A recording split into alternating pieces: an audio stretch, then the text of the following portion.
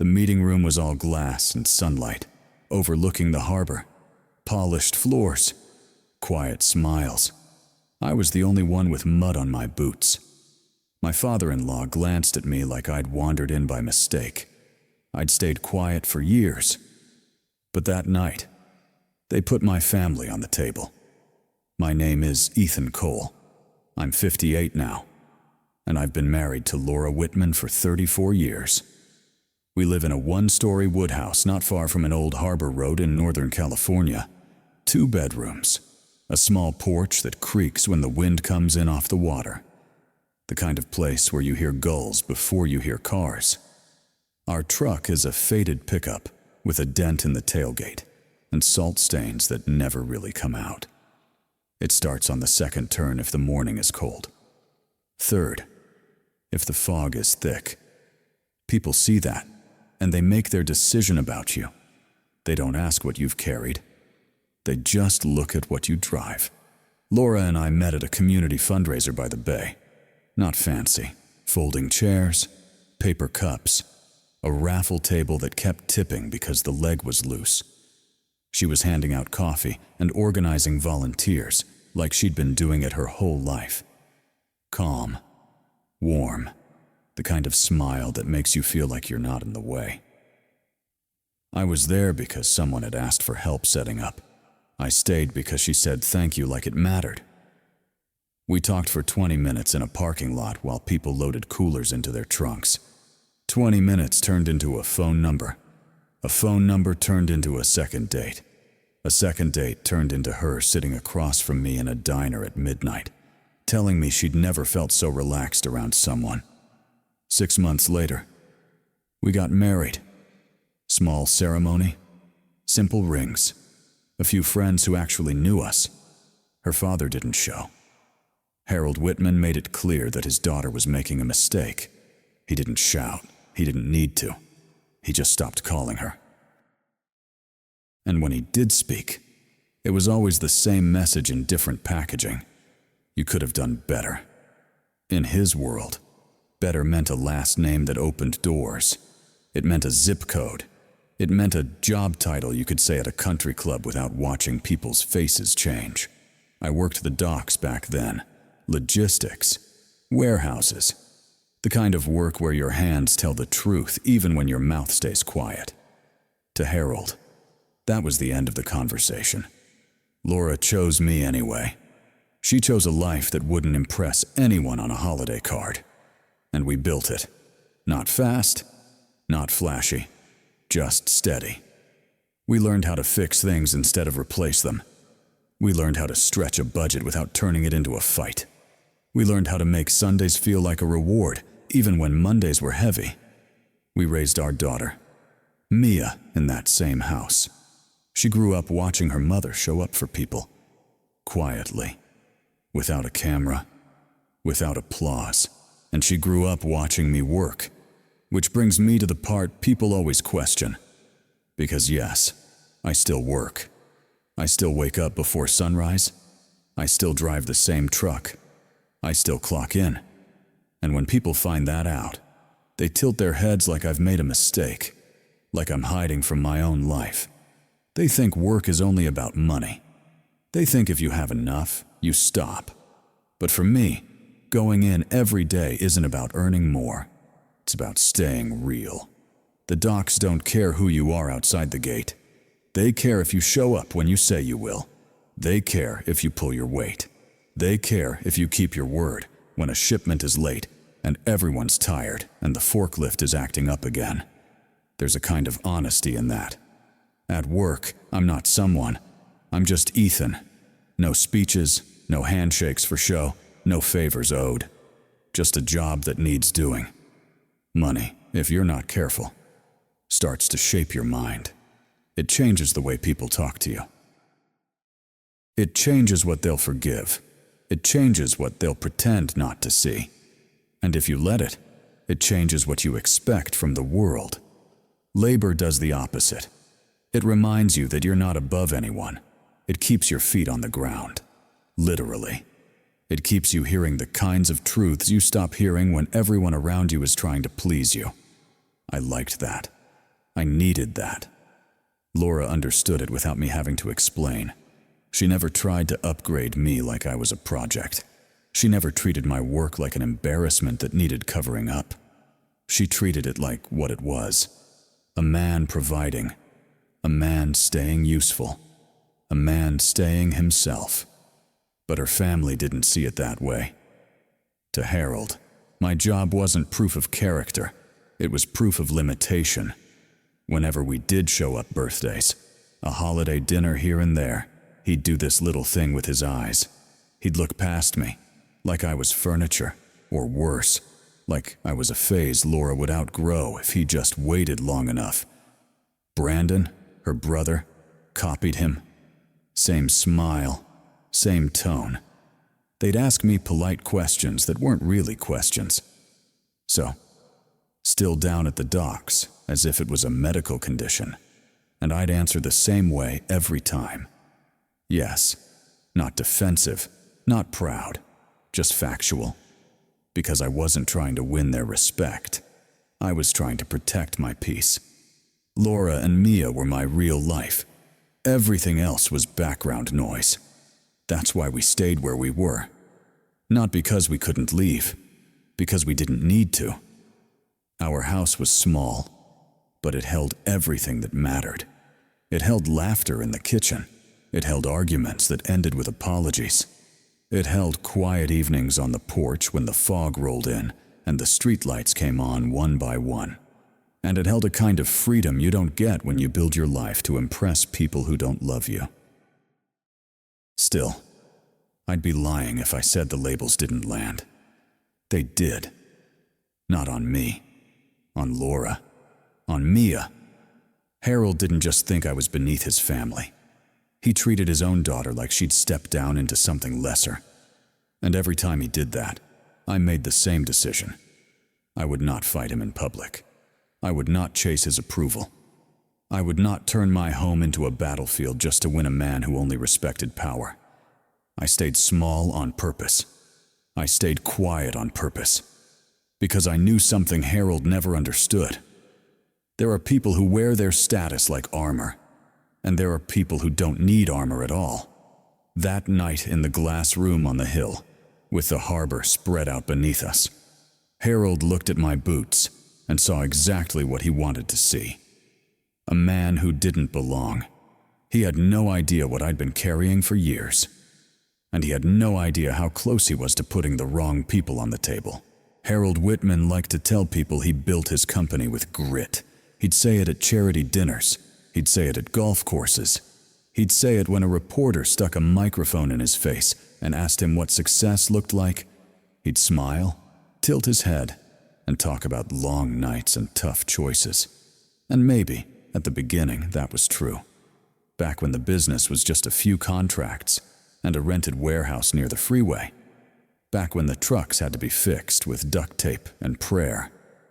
But empires don't grow on prayer. Not the kind Harold had. The kind with glass offices and security gates, and a view that makes people feel small. Those don't happen because a man believes in himself hard enough. They happen because money shows up at the exact moment it's needed. Quiet money. Patient money. The kind that doesn't ask for applause. I learned that early. Not from Harold. From watching how the world actually works. When I was in my 30s, I started paying attention to paperwork the way most people pay attention to weather. Because paperwork tells you what's real. It tells you who owns what, who owes what, who can make a decision, and who can only complain about it. And I'll say this plainly, I had paperwork. I had it long before anyone in that hillside neighborhood ever looked twice at me. I didn't wear it. I didn't talk about it. I didn't need to. There are different kinds of power. Some of it is loud. Some of it is quiet enough that people mistake it for weakness. Harold never believed in quiet power. That's why he never saw me. Years ago, when Mia was still small enough to fall asleep on my shoulder in the movie theater, Harold's company hit a wall. They were expanding fast. Too fast. New terminals. New equipment. New contracts they were proud of, but hadn't fully earned yet. The kind of growth that looks impressive until the bills arrive. Fuel went up. A key client delayed payments. A storm damaged a section of property they couldn't afford to leave broken. And suddenly, all that confidence had a deadline. Harold didn't call me. He wouldn't. In his mind, I was still the guy with mud on his boots. Still the dock worker who should be grateful to sit quietly at the far end of a table. So he made calls to other people. He leaned on old favors. He asked banks for more time. He sent Brandon into meetings with a smile that was supposed to inspire trust. And none of it was enough, because sometimes the market doesn't care who your father was. Sometimes the market just wants collateral, and Harold was running out. That's when the money appeared. Not a dramatic entrance, no handshake, no champagne. Just an agreement that showed up on the right desk, in the right office, at the right time. A trust, a fund, a signature, clean terms, proper filings. The kind of thing that keeps a company alive without anyone outside the room ever knowing it was close to dying. Harold told people it was strategic financing. He took credit for timing. He acted like he'd outsmarted the whole system. He never asked where it came from, because asking would mean admitting he needed help. And Harold didn't do needed. He did deserved. I'm not going to give you numbers. I'm not going to turn this into a scoreboard. I'll just say this. When you sign the right document, you don't have to raise your voice. You don't have to convince anyone. You don't have to explain your worth at a dinner table. You just own your place in the room. And I had my place. I'd built it the same way I built everything else in my life. Slow. Careful, without showing off, because I never wanted Laura looking at me differently. I never wanted my marriage to turn into a negotiation. I never wanted money to become a third person sitting between us, so I kept my life simple on the outside. Work boots, old truck, small house, and behind the scenes. I did what responsible people do. I put things in order. I made sure the right names were on the right papers. I made sure the right protections were in place, not because I was plotting against Harold. At first, it was just common sense. Harold's company mattered to Laura whether she wanted it to or not. It was her last name, her childhood, her father's pride. If it collapsed, it wouldn't just hurt Harold, it would stain her, and she didn't deserve that.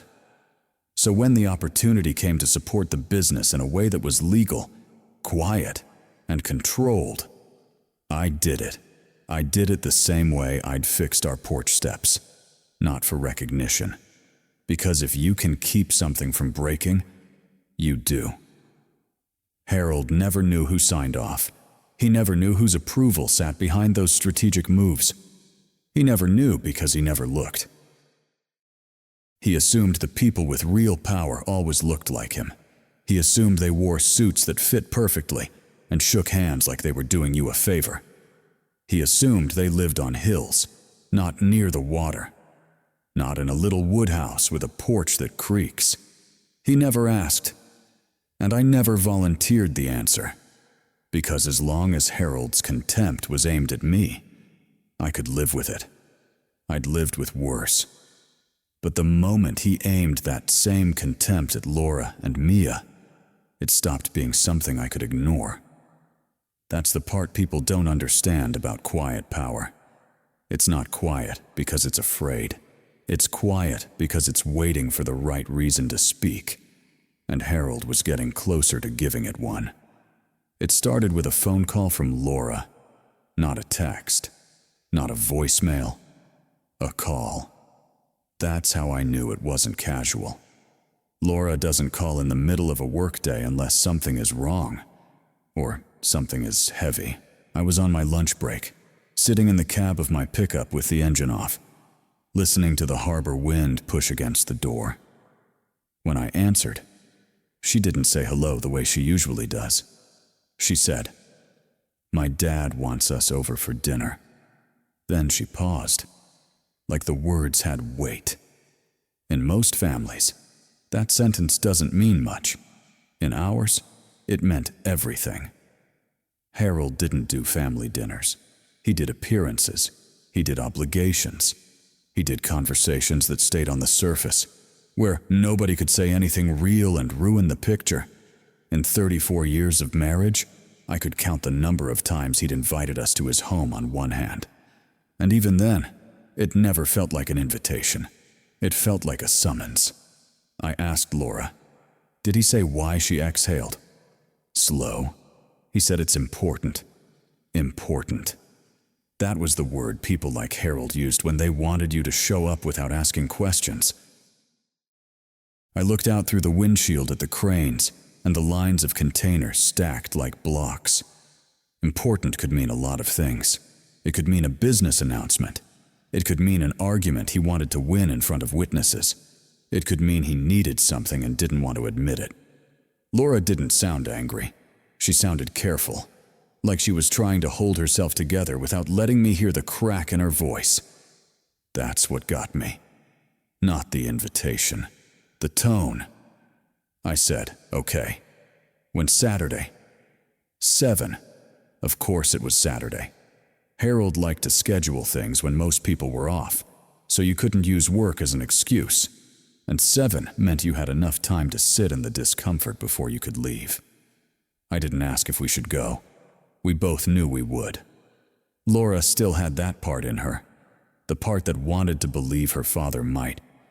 One day, look at her and see more than a mistake. I've never tried to kill that hope in her. I've just tried to protect her from paying for it. Mia coming? I asked. She'll try. Laura said, she's on call. That was the other thing. Our daughter didn't have a job Harold could brag about. Mia worked at a small center downtown, one of those places people only notice when their life has fallen apart. She helped folks who didn't have an address, folks who hadn't slept, folks who'd been ignored so long they started to believe they deserved it. It wasn't glamorous, it wasn't profitable, it was necessary. Harold called it wasted potential. He'd say it like Mia was a teenager refusing to go to college, instead of a grown woman choosing to spend her life doing something hard. And every time he said it, I watched Mia's jaw tighten just slightly, not because she doubted herself, because she could hear what he was really saying. You don't matter unless I can show you off, Laura said. He asked if Mia was still doing that. Like compassion was a hobby. Like helping people survive was some phase she'd grow out of. I didn't say what I wanted to say. I never did, because Harold didn't respond to words. He responded to status. And I wasn't going to give him what he wanted, a fight he could use as proof that I was emotional, ungrateful, beneath him. So I said, we'll go. Laura was quiet for a second. Then, softer. Ethan, I don't like this. I understood. Because a rare invitation isn't always a kindness. Sometimes it's a setup. Sometimes it's a stage. And sometimes it's the moment someone decides to remind you where they think you belong. That night, after dinner, Laura came into the living room with her phone in her hand. She'd been standing by the kitchen window for a long time, looking at nothing. She sat down across from me and said, "He said Brandon will be there." I nodded once. Brandon was always there when Harold wanted an audience. Brandon was always there when Harold wanted someone to nod along. Harold's approval made Brandon taller, louder, meaner, Laura added. He said he wants to talk about the future. There it was. The future. That's what people called it when they were about to make decisions for you. I didn't ask what kind of future. I already knew. When someone like Harold says the future, it usually means money. It means control. It means who gets to sit at the head of the table when the old man is gone. It means who counts, and who gets a polite smile and a small envelope so they don't make trouble. I stood up and walked over to Laura. I didn't wrap her in a big dramatic hug. I just put my hand on her shoulder and leaned down enough so she could feel that I was steady. I said, "Whatever he says, we're leaving together." Laura blinked hard. Once, and she nodded. Because here's the thing nobody talks about out loud. When someone has already decided you're less, they give themselves permission. Permission to cut corners with your dignity. Permission to be unfair and call it practical. Permission to wound you, then act surprised when you bleed. That's how prejudice works when it wears a nice suit. It doesn't announce itself as cruelty. It announces itself as common sense. He'll say, "I'm just being realistic." He'll say, "This is how the world works." He'll say, "I'm doing what's best." And because he believes you're beneath him, he won't even feel guilty. He'll feel justified. That's what happens when people confuse status with morality. They start to think being higher up makes them right. They start to think power is proof of character. And the moment they put you in a lower category, they stop treating you like a full person. Not because they're monsters, because they've trained themselves not to see you clearly. That's the part that's hard to fight. You can argue with anger. You can argue with insults. But you can't argue with a man who doesn't believe your life carries the same weight as his. So on Saturday, we got ready the way we always did. Laura wore a simple dress. I put on a clean shirt and the same jacket I'd worn to every important event for the last decade. Mia texted that she was running late because someone had been taken to the ER. Laura read the message, and I watched her face do that thing where it tried to be proud and worried at the same time. We got into the pickup. The harbor fog was rolling in, low and quiet, like it didn't want to be noticed. As we drove up the hill toward Harold's neighborhood, the houses changed. The fences got higher, the streets got cleaner, the views got bigger, and the people got smaller. Somehow. Laura stared out the window and didn't say much. I kept both hands on the wheel, not because I needed to, because I wanted to feel steady. We turned into the gated entrance, and the guard lifted the arm like we belonged there. We didn't. Not in Harold's eyes. But we were going anyway. Because sometimes, you show up not to be accepted. You show up to make sure the people you love don't have to face something alone. And I had a feeling that dinner wasn't about bringing the family together. It was about sorting the family out. Harold's house sat high enough that you could see the water without smelling it. That was the first thing I noticed. Down by the harbor, the air tells the truth. Salt, diesel, fish, metal. Up on that hill, the air was clean in a way that felt purchased. The driveway curved like it was designed to slow you down and remind you where you were. A gate, a keypad, a camera that watched our old pickup like it was deciding whether we were worth letting in. We parked beside a black SUV that cost more than my first home. Brandon's. Of course. Inside, everything was glass, stone, and quiet. There was art on the walls I didn't understand. Not because I wasn't smart, because it wasn't made to be understood. It was made to be owned. Harold met us near the entryway. He didn't hug his daughter. He didn't shake my hand. He just looked Laura up and down like he was checking the condition of a product he used to own. "Laura," he said, "you look fine." Then his eyes moved to me. They paused on my shoes, not my face. My shoes. Like that told him everything he needed to know. "Ethan," he said. "The way you say someone's name when you don't plan to remember it." We were led into the dining room. It wasn't a dining room. It was a stage. Long table, heavy chairs, lighting placed just right. 6 place settings. But the arrangement wasn't random. Harold sat at the head. Brandon sat close, on his right, like a crown prince. There were seats that felt like they belonged to real family. And then there were seats that felt like they were there because you couldn't legally leave people standing. Laura's seat was closer than mine. Mine was at the far end. Not an accident. A message. Laura glanced at me for half a second, and I gave her a small nod. Not approval. Reassurance. We sat down, the kind of silence that arrives before the first course. Brandon talked like he owned the room. Not loud. Confident. He'd learned that from Harold. He described meetings he'd handled, projects he'd greenlit, people he'd managed.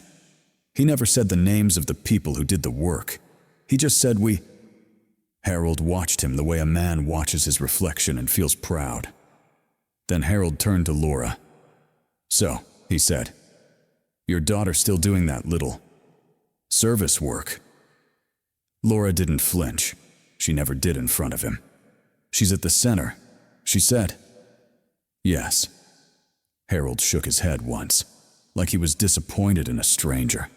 "All that education," he said. "All that potential. And she's spending her days with people who refuse to help themselves." The sentence landed on the table. No one corrected him. No one asked how he knew. No one asked if he'd ever been to the center. Harold didn't speak from knowledge. He spoke from category. People in his category were worthy. People outside it were a lesson. Brandon smirked into his glass, like this was entertainment. I kept my hands on the table. Still, the server brought food. Something expensive. Something arranged like it didn't want to be eaten. Harold barely touched it. He wasn't hungry. He was performing. Halfway through the meal, Harold glanced at his phone. Then he looked up like an idea had just occurred to him. "Oh," he said. Perfect timing. He tapped the screen. A video call lit up, and suddenly a new face appeared, framed by an office background and a smile that looked practiced. "Harold," the man said. "Good evening." "Gary," Harold replied. "You're on speaker. We're just having dinner." He turned the phone slightly so the camera caught Brandon first. "Meet Brandon," Harold said. "He's been leading the expansion discussions. He's the future of the company." Brandon leaned toward the phone like he was stepping onto a podium. "Gary," he said. "Great to finally connect." Gary smiled wider. "I've heard a lot about you." Harold loved that. He loved being the kind of man who could say, "I've heard a lot about you," and make it sound like a blessing. Harold shifted the phone a little, and the camera swept across the table. It passed Laura. Then it passed me. Not stopping. Just passing. Like a glance over an empty chair. But Gary saw me anyway. He hesitated. "Just a fraction." "Who else is there?" Gary asked, polite. Harold waved a hand like he was brushing away dust. "Oh, that's Ethan," he said. "Laura's husband." He said it like a footnote. Like the sentence didn't require anything more. Gary's eyes flicked to me. "Nice to meet you." "Ethan." I nodded once. "You too." Harold didn't like that Gary had acknowledged me. You could see it. Not anger. Not yet. Just irritation. Like someone had spoken out of turn. Harold corrected the moment the way he corrected everything. He smiled and said, "Ethan works down at the docks. Keeps busy. Keeps busy. Not works. Not provides. Not earns. Keeps busy." Brandon let out a small laugh, like it was a joke everyone should understand. And Harold laughed with him. Not a big laugh, a controlled laugh, the kind of laugh that's meant to put you in your place without making a scene. Gary's smile tightened. He didn't laugh. He said, "Well, work is work." Harold ignored that. He steered the call back to Brandon, back to deals, back to the kind of future Harold cared about. A few minutes later, the call ended. Harold set his phone down like he'd just made a point. And in a way, he had. He'd taken a private dinner and turned it into a public ranking. He'd used a business contact to reinforce the hierarchy. Family, in Harold's mind, wasn't love. It was branding. Then the front door opened. Footsteps. A hurried apology from the hallway. Mia came in wearing simple clothes, hair pulled back, bag slung over her shoulder like she'd run straight from the city without stopping to breathe. "I'm sorry I'm late," she said to Laura first. Soft. Then she glanced at Harold, a respectful nod. Nothing more. Harold didn't stand. He didn't ask if she was okay. He looked at his watch. "Of course," he said. "You're late." Mia pulled out her chair. There was an emergency. Harold raised his eyebrows. An emergency. He said it like he was repeating a child's excuse. "Someone overdosed." Mia said, calm. "We got them to the hospital." Brandon snorted. "Hero work." Mia didn't react. That was the hardest part to watch. Not her being insulted. Her being used to it. Harold leaned back, hands folded, and said, "You know what would solve that problem. Better choices." Mia's jaw tightened. Just slightly. Laura's hand moved under the table toward Mia's knee, a small touch of support. Harold saw it, and for a moment, you could feel what he enjoyed. Not the conversation, the control, the ability to say something sharp and watch everyone adjust around it. 2 times in one night. First, he'd reduced me in front of a business partner. Then, he'd reduced my daughter in front of her own family. And Laura sat between them, taking both hits like she was supposed to absorb the shame. That's when I understood what this dinner really was. It wasn't a reunion. It wasn't a celebration.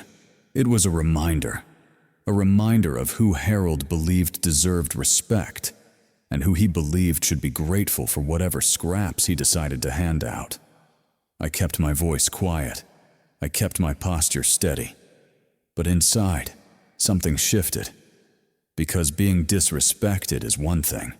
Watching your wife and child be treated like they're smaller than they are, that's different. That changes the rules. After Mia sat down, the room didn't soften. It tightened. Harold waited until the plates were cleared, until the server stepped away, until the conversation had nowhere to hide. Then he folded his napkin with slow precision and placed it beside his glass like he was closing a file. "All right," he said. "Let's stop pretending this is a social call." Brandon straightened in his chair. Laura's shoulders lifted just slightly, like her body recognized an old kind of danger. Mia's hand stayed on her lap.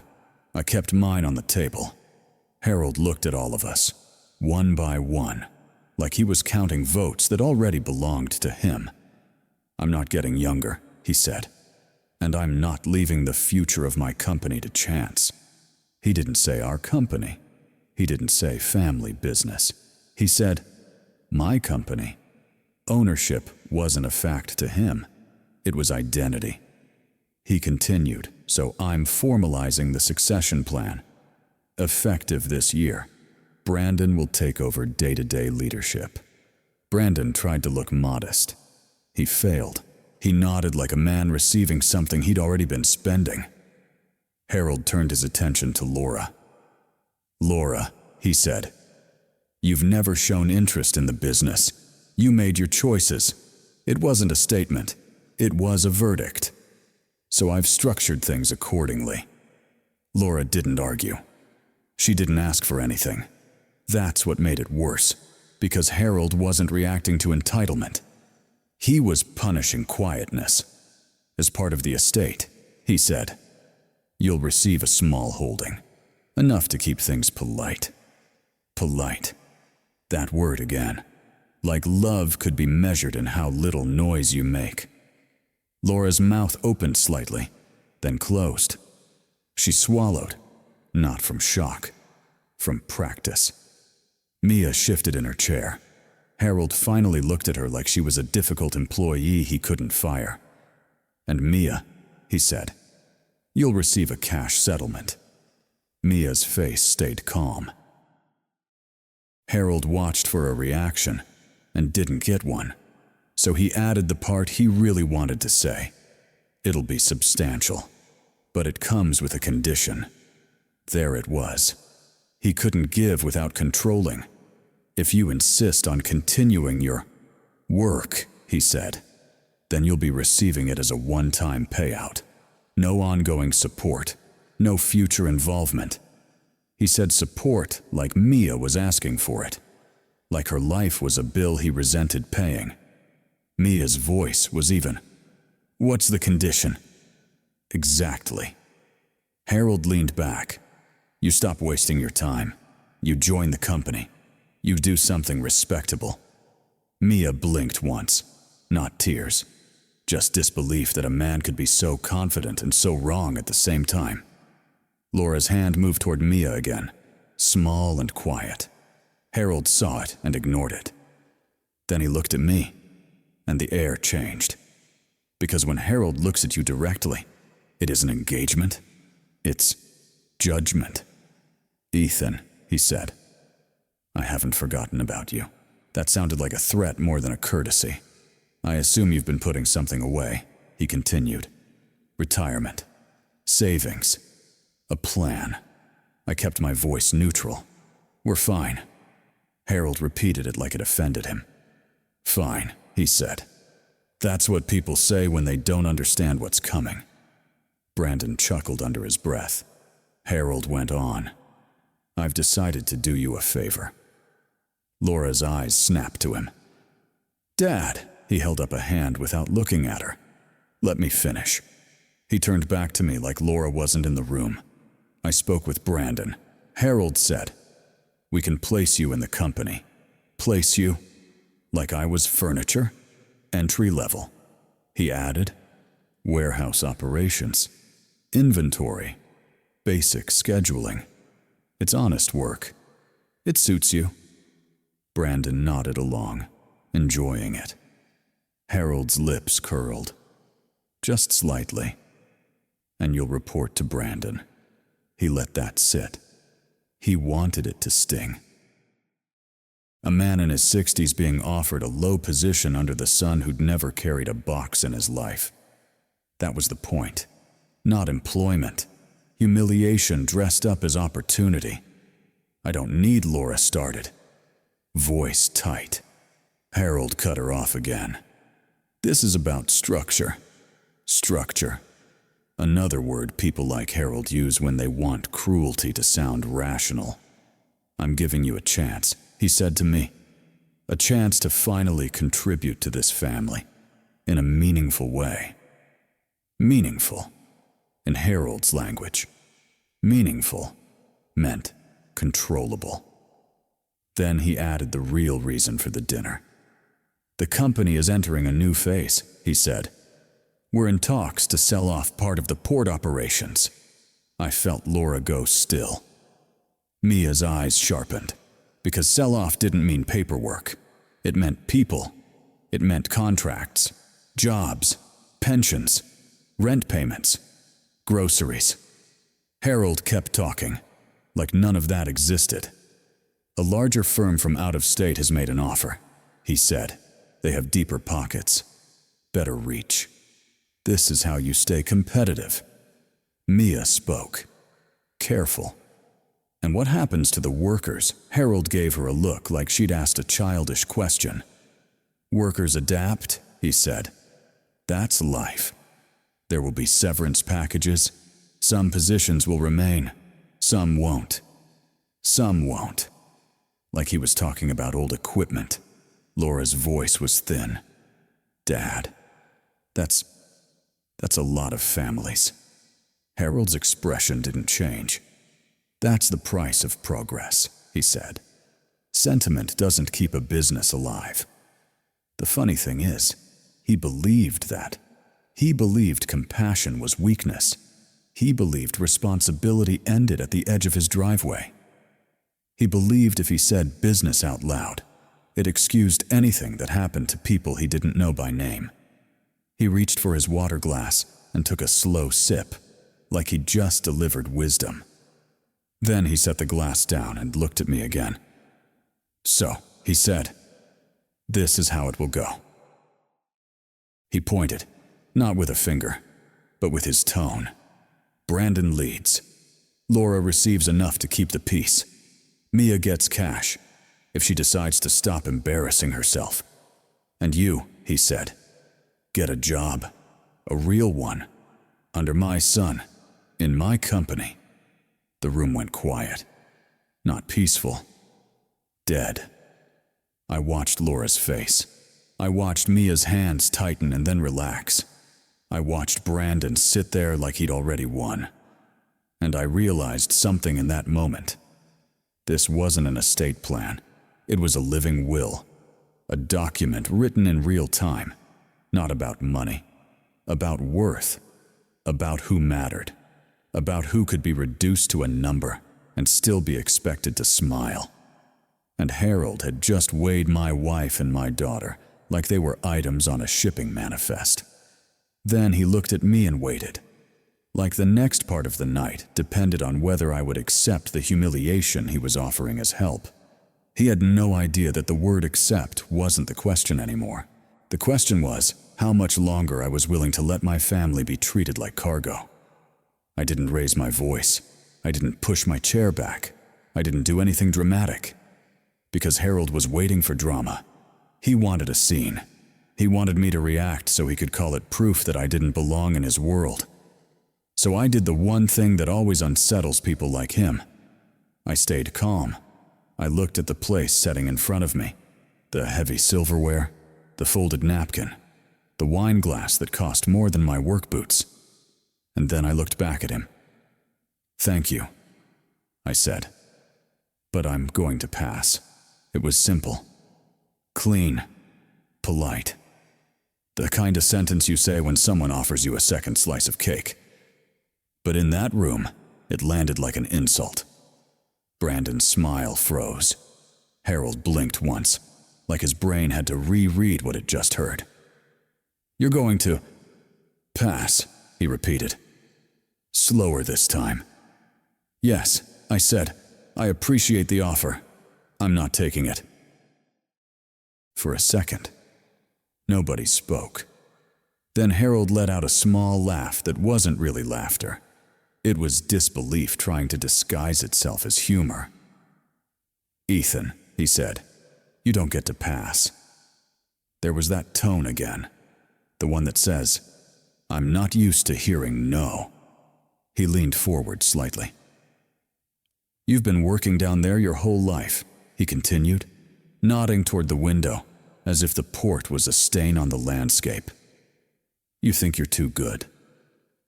Now I didn't answer right away, not because I was searching for words, because I wanted him to hear the silence he'd created. "I don't think I'm too good," I said finally. "I just don't need to be placed." Brandon scoffed. "Placed?" Wow. Harold's jaw tightened. He turned his head toward Laura, like she was the translator for something he couldn't understand. "Do you hear him?" he asked. "After everything I'm offering, he talks like he's doing me a favor." Laura didn't move. She didn't rush to smooth it over. She just sat there, eyes on her father, like she was watching a man reveal himself in full daylight. Harold looked back at me. His voice sharpened. "Let's be honest," he said. "You're embarrassed. That's what this is. You're embarrassed to take a job from your wife's family." I nodded slightly. Not agreeing, acknowledging. Then I said, "No, I'm not embarrassed. I'm careful." That word irritated him more than anything. Careful meant he couldn't corner me. Careful meant I wasn't playing his game. His face flushed. He sat back, then forward again, like his body couldn't decide whether to dominate or explode. "You've been living off my daughter for years," he said. Laura's eyes flashed. But Harold wasn't done. You've been hanging around like some loyal dog, he continued, thinking that quiet obedience makes you noble. Brandon chuckled. It was a small sound, a bad sound. The kind of sound that makes you understand why a man grows up confident and hollow at the same time. Harold kept going. And now, he said, when I offer you a real position, you want to act proud. He pointed his glass at me like it was a gavel. You dragged Laura down, he said. You dragged her out of the life she was supposed to have. Laura's chair scraped against the floor. That was the first loud thing that happened. She stood up. Not fast, not shaking. Just decided. Stop, she said. One word. Harold's head snapped toward her like he'd been slapped. What did you say? He asked. Laura didn't raise her voice, but for the first time all night, her voice had a spine. I said stop, she repeated. You're not going to talk about my husband like that. Harold stared at her. It wasn't anger at first. It was shock, like he was watching a rule break in front of his eyes. Laura, he said, slow and warning. Sit down. Laura stayed standing. I sat down for years, she said. I sat down while you made jokes. I sat down while Brandon smirked. I sat down while you acted like kindness was weakness. Brandon rolled his eyes. Oh my God. Laura turned to him for half a second. Just half. And in that half, Brandon looked away, because bullies like attention, not eye contact. Then Laura faced her father again. You keep saying Ethan dragged me down, she said, but you never ask me if I'm happy. Harold's mouth opened. Nothing came out. So Laura filled the space. I was happy in that little house, she said. I was happy eating dinner at a table where nobody ranked anyone. I was happy raising Mia with a man who didn't need to step on people to feel tall. Mia's throat moved like she was swallowing something heavy. She didn't cry. She just kept looking at her plate, like she didn't trust herself to look up.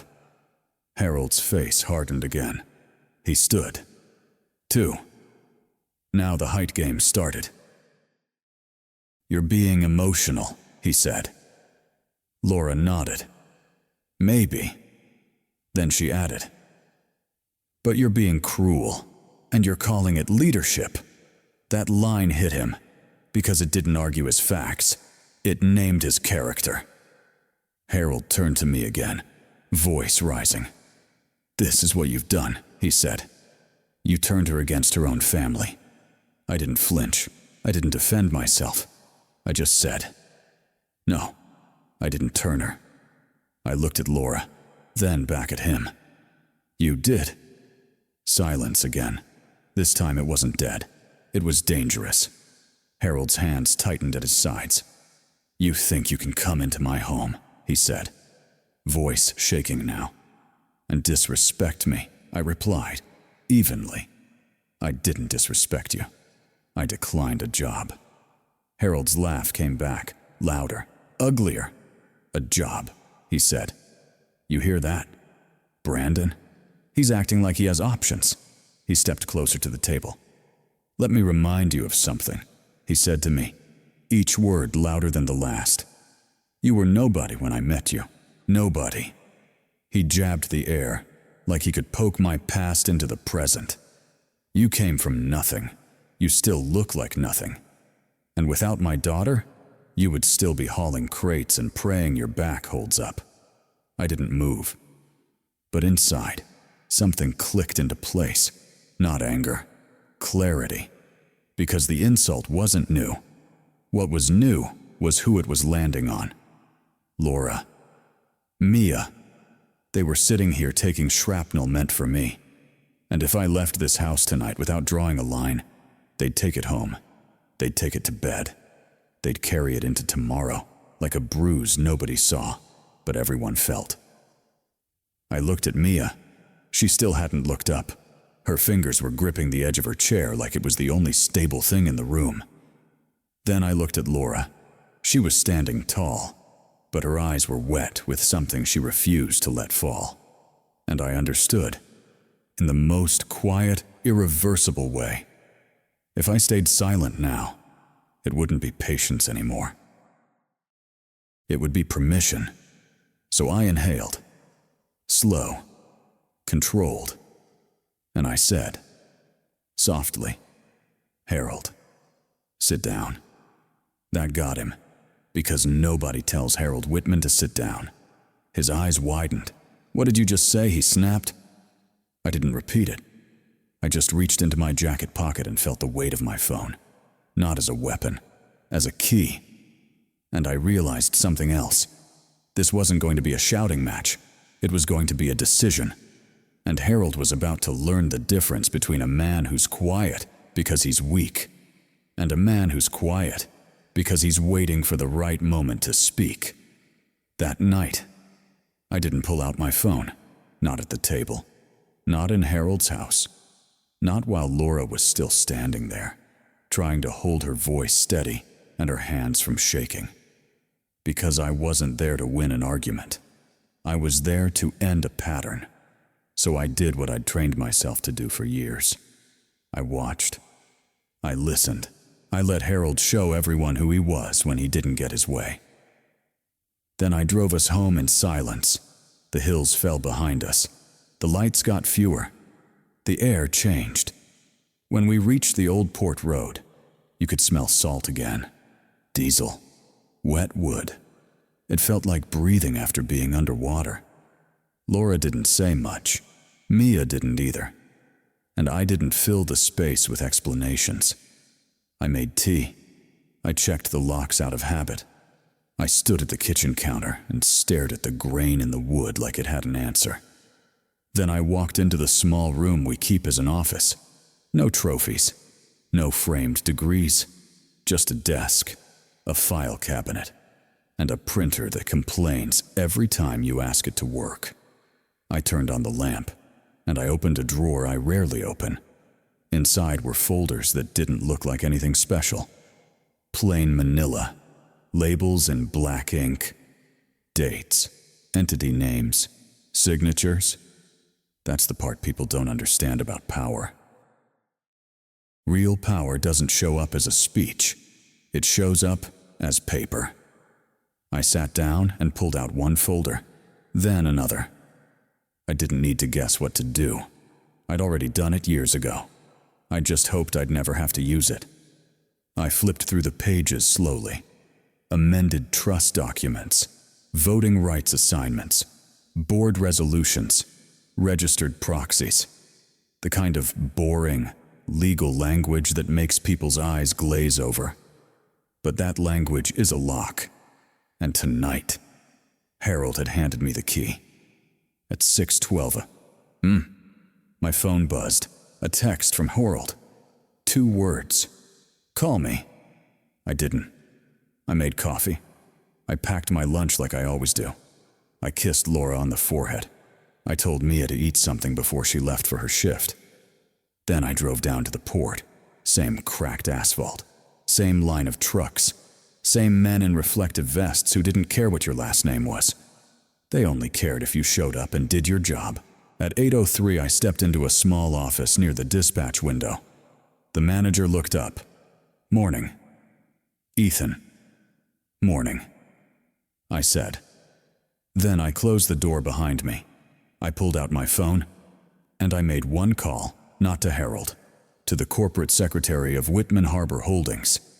The woman who'd been there through every merger, every lawsuit, every polished press release. The woman who knew the company wasn't held together by confidence. It was held together by compliance. "Good morning," I said. "This is Ethan Cole." There was a pause, and then her voice changed. Just slightly. "Mr. Cole, I'm requesting a special meeting of shareholders." I said. "Emergency session. Earliest allowable time." Another pause. "You'll need to submit your basis." "I have it," I said. "And I'm filing it this morning." I didn't say anything else, because I didn't need to. The next part was procedure. At 9:17, I was at a printer shop off the main drag. At 10:02, I walked into a law office in town that still had wood paneling and old photographs of fishing boats on the wall. The attorney didn't ask me why. He didn't ask me if I was sure. He just reviewed the documents, checked the signatures, and nodded. "This is clean," he said. I nodded back. At 11:40, the notices went out. Certified mail, email, whatever the bylaws required. It wasn't dramatic. It wasn't cinematic. It was boring on purpose. Because boring is what holds up in court. By late afternoon, Harold knew. Of course he did. A man like Harold has people for everything. Someone always calls. Someone always whispers. And when his number flashed on my screen, I answered. His voice didn't start with rage. It started with control. "Ethan," he said, like he was still the one doing the choosing. "What is this?" "It's a meeting," I said. "You can't call a meeting." "I can," I replied. And I did. Silence. Then his breathing changed. A small sound, almost like a hiss. "What do you think you're doing?" "I'm stopping the port sale," I said. He laughed, quick and sharp. "You don't have the authority." I didn't argue. I didn't debate. I just said, "Check your records." Another silence. Then a rustle, like papers being moved. I could picture him in his study, jaw clenched, flipping through files like he could intimidate ink into changing. A minute later, his voice came back. Lower. Different. "Where did you get this?" he asked. "I didn't get it," I said. "I built it." Now, here's the part Harold never understood. His empire didn't grow because he believed hard enough.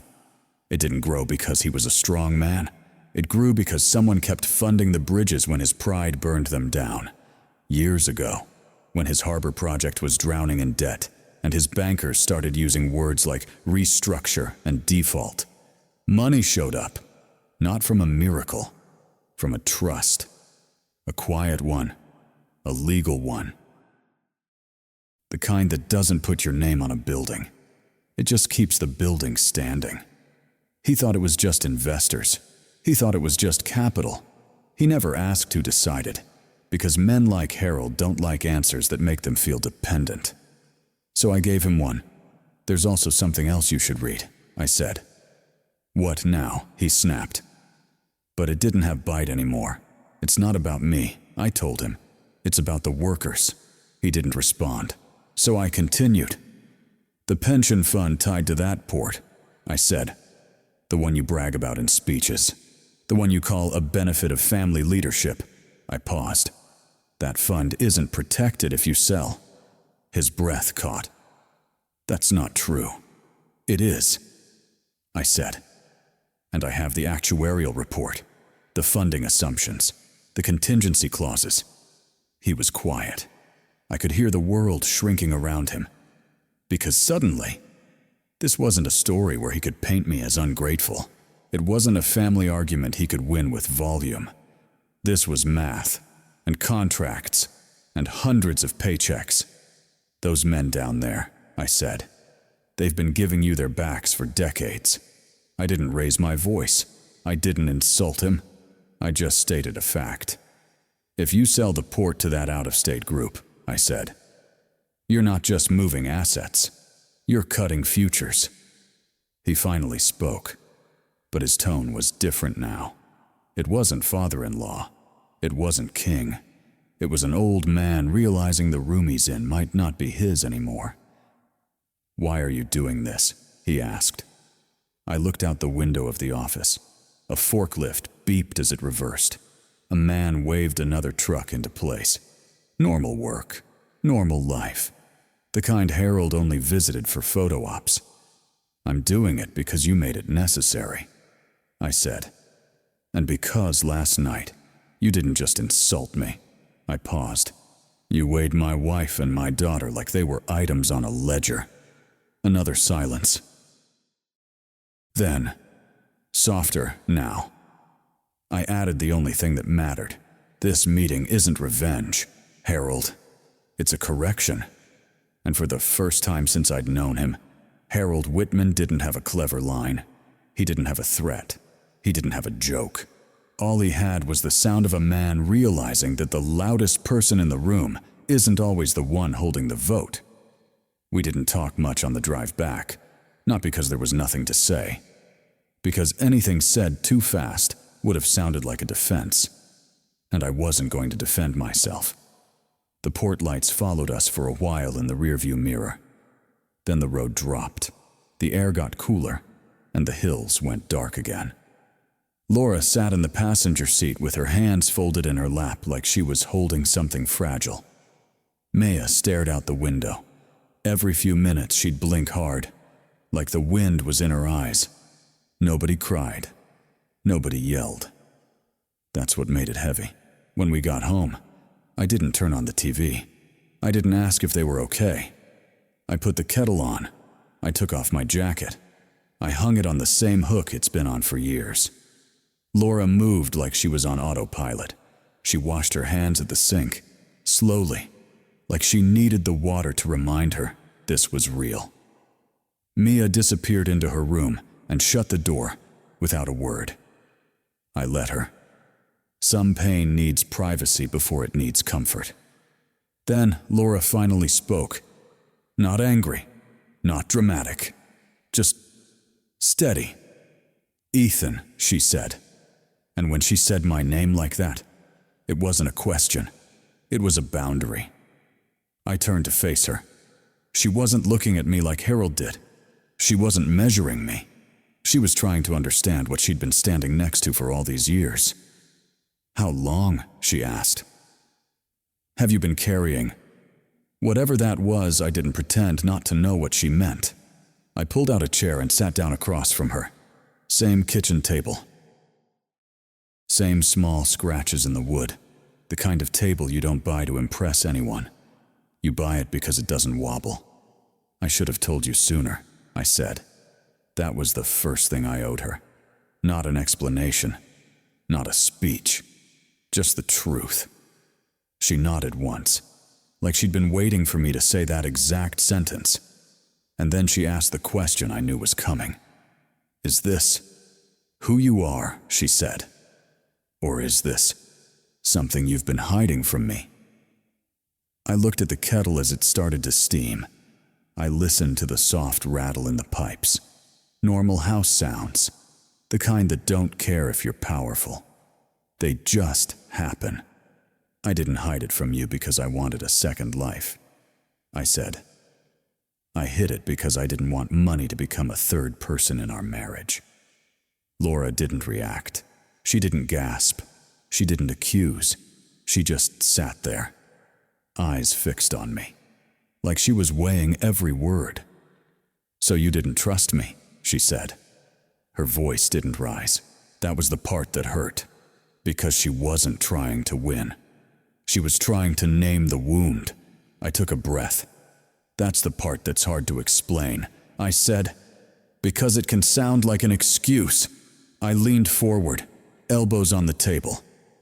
Not to beg, just to be close enough that she could see I wasn't running.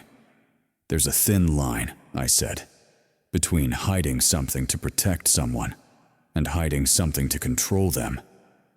Laura's eyes flicked down to her wedding ring, not because she was doubting it, because she was remembering the years, the rent, the broken truck, the nights we counted groceries like they were coins, the way her family treated her for choosing me anyway. I kept my voice low. "When we first met," I said, "you were already paying a price for loving me. Your father had made his decision before he ever learned my middle name. And if I told you then, if I told you early," I paused, "every single choice you made after that would have been questioned." Laura's jaw tightened. "By who?" she asked. "By everyone," I said, "including you, on your worst day." That landed, not as an accusation. As a fact, every married couple knows but doesn't like to say out loud. On your worst day, your mind can turn love into a courtroom, and I didn't want you living with that. I continued. I didn't want you wondering if you stayed because you loved me, or because the ground under us suddenly felt safer. Laura's eyes sharpened. So you tested me, she said. That word hung in the air. Tested. Like she was a stranger in her own home. I shook my head once. No, I said, I didn't set traps. I didn't watch you like a project. I just didn't want the money to change the temperature of what we had. I stood up and poured the tea. 2 mugs. No fancy cups. The good ones were still in the cabinet, untouched. Like a joke, I brought her mug back and set it down in front of her. She didn't pick it up. So what was it then, she asked. Fear I didn't dodge.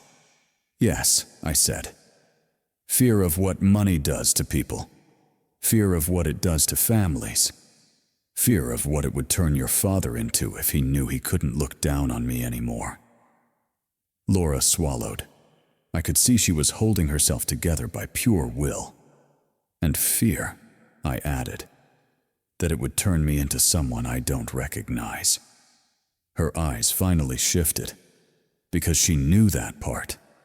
She'd seen men with power get addicted to being treated like they're right all the time. They stop listening. They stop seeing. They start thinking love is something you can purchase, and I didn't want that. I wanted to stay human, but Laura wasn't done. Ethan, she said again, quieter now. We've been married a long time. I've carried your last name in rooms where people laughed at me for it. I've defended you when you weren't there. I've watched Mia absorb this family's contempt like it was weather. Her voice cracked just slightly at Mia's name. That's why it hurts, she said, because I thought we carried everything together. I nodded, slowly, because that was true, and I'd failed that part. I was wrong. I said, I was wrong to make that decision alone. I told myself I was protecting you, but protection can become distance if you don't let the other person choose it with you. Laura finally lifted the mug. Her hands trembled a little, just once, and then steadied. She took a small sip, then she set it down. You know what scares me, she asked. I waited. That you've been strong for so long, she said. That you forgot you're allowed to be known. That hit harder than Harold's insults, because Harold's contempt was predictable. Laura's honesty wasn't. I looked down at my hands, calloused, cracked at the knuckles. Hands that had worked, held, fixed, carried.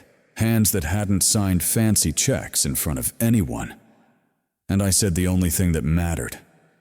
I don't want to be unknown to you. I said, I never wanted that.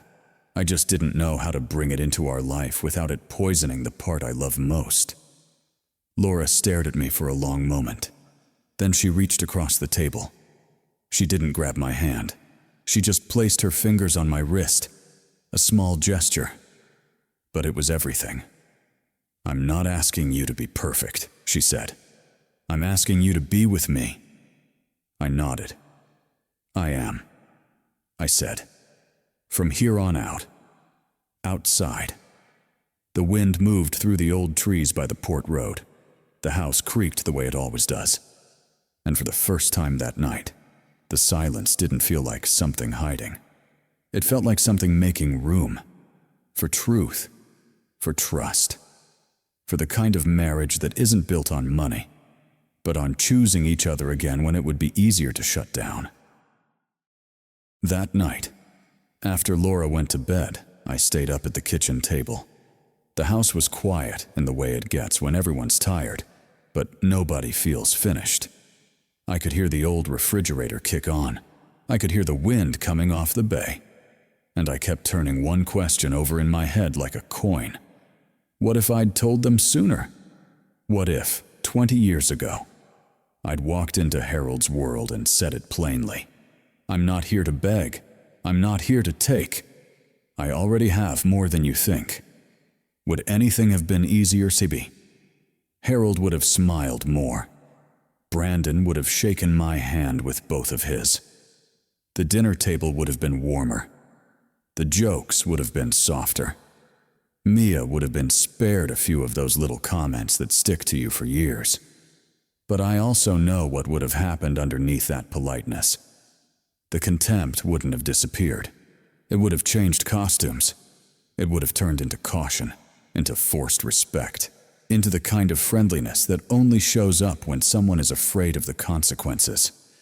And I didn't want my family living inside that, because there's a difference between being welcomed and being tolerated. There's a difference between being valued and being managed. If I'd told them sooner, Harold wouldn't have learned my character. He would have learned my leverage. And the respect that comes from leverage is never clean. It always leaves a smell on it. So I stayed small, not to be a saint, not to teach a lesson. I stayed small because I wanted my home to be real. I wanted Laura's love to be free. I wanted Mia to grow up seeing work as dignity, not as something you outgrow. And yes, part of me wanted to know who would still stand next to us when there was nothing to gain. That's the part people don't like to admit, but it's true. A lot of relationships only function as long as you stay beneath someone. The moment you stand a level, they panic. The moment you stand taller, they resent you for it. You don't become their family. You become their threat.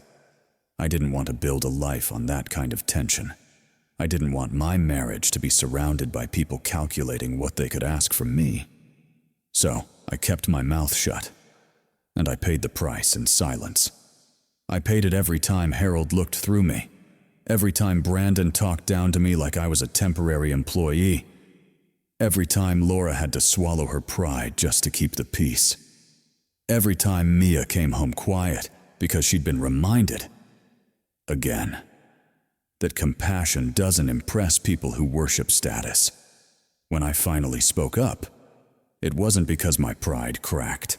It was because I saw the line, and I realized if I didn't draw it, my wife and my daughter would carry that wound home with them, over and over. The next morning, I woke up before the sun, not because I was anxious, because I wanted the day to start on my terms. I made coffee. I packed my lunch like I always do. Same battered cooler. Same plain sandwich. Laura walked into the kitchen in her robe, hair still messy, eyes still tired. She didn't ask about money. She didn't ask about the board. She asked the only thing that mattered. "Are you okay?" she said. I nodded. And that was true, because for the first time in a long time, I wasn't carrying it alone. A little after 8. My phone rang. Harold. His name on the screen looked almost ridiculous in my kitchen. The same man who spoke to me like dirt 12 hours earlier. I let it ring twice, not to punish him, to remind myself I wasn't rushing anymore. I answered. "Ethan," he said. His voice was different. No performance, no audience. Just a man hearing the floor shift beneath him. "We need to talk." I didn't say yes right away. I walked to the window and looked out at the road that leads down toward the port. A couple of early trucks rolling by, people heading to work. People who don't get golden parachutes when someone makes a bad deal. "I'm listening," I said. There was a pause on the other end. Then he cleared his throat like he was swallowing pride. "I didn't realize," he said. That was as close to an apology as he could get. I didn't reach for revenge. I didn't raise my voice. I didn't rub it in. Because the goal was never to win a fight. The goal was to stop the damage. So I gave him terms, not as a threat, as a boundary. "First," I said, "the port deal is done. You're not selling it." Silence. "Second," I said, "we bring in independent auditors. Full review, not your people." Another beat. "Third," I said, "Brandon isn't taking over. Not now. Not later." His breathing got heavier. I could picture him sitting somewhere expensive, suddenly feeling old. "This is my company," he finally said. I didn't argue. I didn't remind him of the paperwork. I didn't say what I could do. I just said the truth. "It's been your title," I said. "But it hasn't been your right for a long time." That landed, because it wasn't emotional. It was structural. And structure doesn't care about pride. I kept going. "You step back," I said, "with dignity. We appoint a professional CEO, someone who understands that this isn't a toy, it's a community. And if you want a relationship with your daughter and your granddaughter, you start by respecting the life they chose." There was no yelling, no movie moment shouting, just a quiet line being drawn. Harold didn't agree because he suddenly became kind. He agreed because the rules finally applied to him. And that's what I want people to understand. Sometimes, telling the truth early doesn't create happiness. Sometimes, it just changes the shape of the mask people wear around you. If I'd spoken sooner, I might have bought politeness, but I would have lost something more valuable. I would have lost the certainty that my home was built on love, not advantage. I didn't stay quiet because I was weak. I stayed quiet because I was building. And when the moment came, I didn't use power to humiliate anyone. I used it to protect the people who never asked me for it, but deserved it anyway. I didn't celebrate. Not that day. Not the next. Because if you've ever been on the other end of someone's power, you learned something early. The loudest winds don't last. They make enemies. They make you sloppy. They teach you to chase the feeling, not the result. And I wasn't trying to beat Harold. I was trying to stop him from hurting people who didn't deserve it. So when the emergency meeting ended, I didn't slam a gavel. I didn't raise my voice. I didn't look at Brandon and smirk like some movie villain. I just gathered my folders, closed my laptop, and walked out. That's the part nobody films. But that's the part that matters. Because real power isn't a speech, it's a system. People think power is charisma, or money, or being the guy at the head of the table. That's not it. Power is being able to stay calm while everyone else panics. Because you're standing on something solid. Paperwork, process, voting rights, a trust agreement written years ago, a board resolution filed properly, a signature that holds up when lawyers start circling. It's boring. That's why most people ignore it. And that's why it works. I've watched people argue themselves into exhaustion. They'll spend hours trying to prove they're worthy to someone who decided they're not. They'll write long texts. They'll rehearse comebacks. They'll raise their voice. They'll cry. They'll threaten. And the person on the other side doesn't change. Because that person isn't listening for truth. They're listening for submission. That's what Harold did for years. He didn't want a conversation. He wanted a hierarchy. So when I finally moved, I didn't move in the language of feelings. I moved in the language he couldn't ignore. Mechanism. The kind of mechanism that doesn't care if he likes me. The kind that doesn't care if Brandon feels ready. The kind that doesn't care about tradition when tradition becomes an excuse for harm. That's what I mean when I say power doesn't have to be loud. Loud is fragile. Loud depends on the room cheering with you. Loud depends on you never slipping. But quiet power. Quiet power shows up even if your voice shakes. Quiet power works even if nobody claps.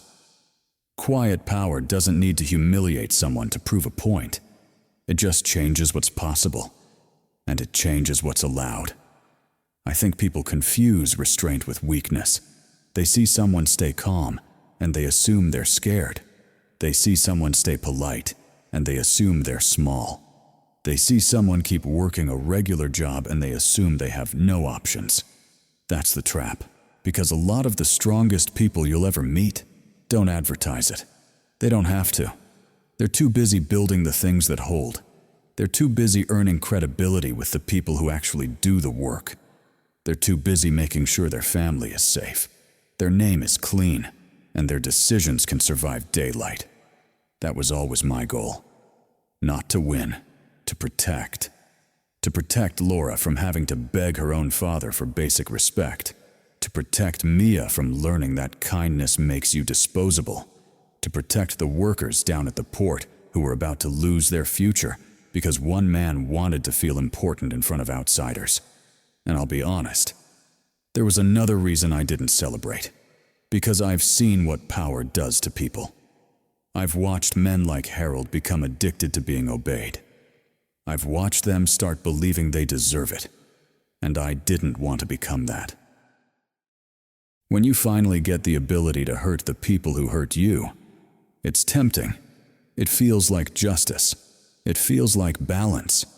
But if you're not careful, you start using the same tools they used. You start speaking down to people. You start enjoying the fear in their eyes. You start confusing being right with being superior. And that's how the cycle keeps going. So I set a rule for myself a long time ago. If I ever have to use power, I use it like a seatbelt, not like a weapon. A seatbelt doesn't punish you. It just keeps you from flying through the windshield when someone else makes a reckless move. That's what the trust was. That's what the voting rights were. That's what the audit was. It wasn't revenge. It was restraint built in advance. And here's the thing I want you to take with you. If you've ever been dismissed, underestimated, or treated like you don't belong in the room, stop trying to win the argument. An argument is just noise if the other person has already decided you're beneath them. Instead, build your position, build your skills, build your reputation, build your receipts, build relationships with people who don't need you to perform for them. Learn the rules of the game, even if you don't like the game. Because when the moment comes, the rules can protect you better than any speech ever will. And when you finally speak, speak once, speak clearly, and let the structure do the rest. That's what lasting power looks like. It doesn't shout to be seen.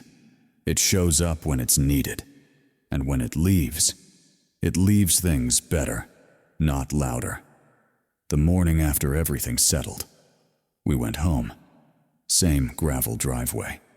Same old pickup with the dented tailgate. Same wooden house that creaks when the wind comes off the water. Nothing about it looked like a victory. Laura made coffee the way she always does. Strong, no sugar. She stood by the window, watching the boats idle at the dock like she'd done 1,000 mornings before. Mia showed up a little later, hair still damp from the shower, laptop under her arm. She had a meeting lined up with a group of dock workers who needed help navigating a contract dispute. Nothing glamorous, just people who didn't know which form to file and who to call.